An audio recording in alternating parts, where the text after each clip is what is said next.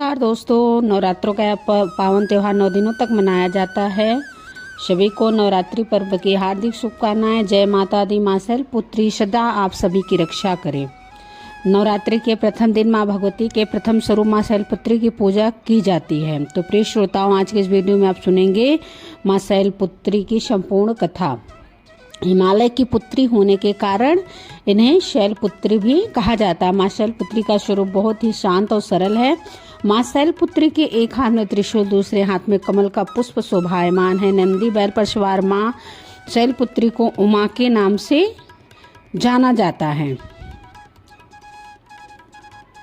मां शैलपुत्री के विषय में जानने से पहले उनके पुनर्जन्म की कथा सुनना अत्यंत आवश्यक है। माता शैलपुत्री की कथा के अनुसार एक बार प्रजापति दक्ष ने एक बहुत बड़े यज्ञ का आयोजन किया।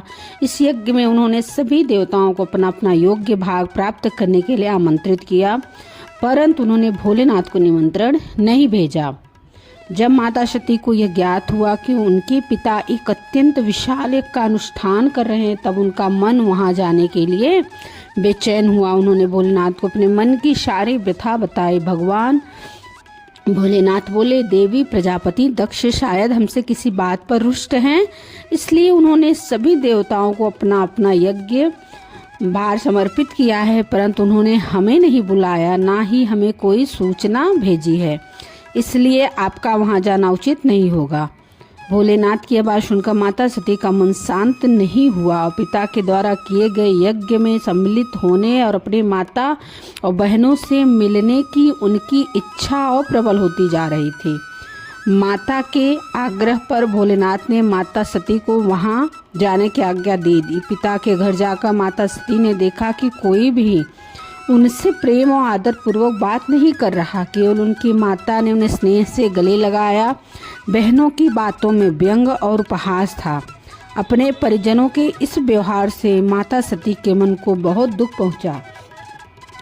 यह सब देखकर उनका हृदय शोक, ग्लानि और क्रोध से संतप्त हो उठा। वह सोचने लगी, भोलेनाथ की बात न मानकर यहाँ आकर मैंने बहुत बड़ी गलती करी है।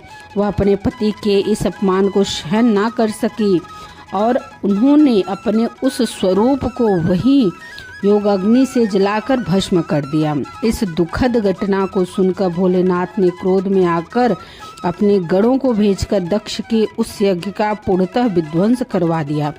सती ने योगा अग्नि द्वारा अपने शरीर को भस्म कर अगले जन्म में शैलराज हिमालय की पुत्री के रूप में जन्म लिया।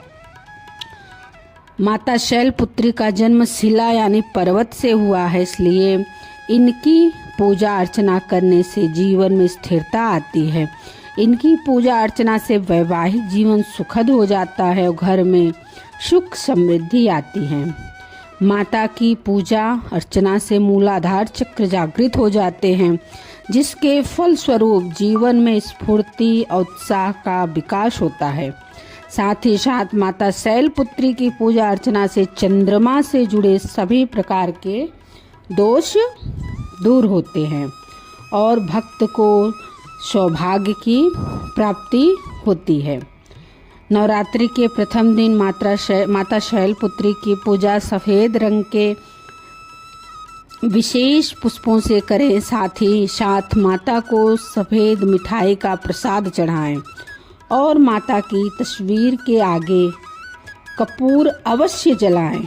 पूजा के बाद मां शैलपुत्री को गाय का घी अर्पित करें, जिससे माता आरोग्य काया का आशीर्वाद देती हैं और व्यक्ति का मन एवं शरीर दोनों निरोगी रहते हैं। तो दोस्तों, यह थी नवरात्रि के प्रथम दिन किए जाने वाली मां शैलपुत्री की प्रथम दिन में सुनी जाने वाली मां शैलपुत्री का यह पावन कथा।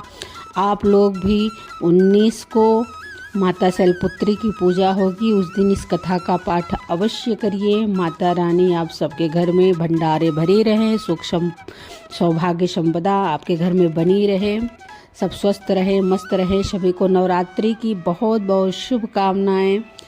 सभी को हर हर महादेव। श्री शिवाय नमस्तुभ्यम। जय माता दी।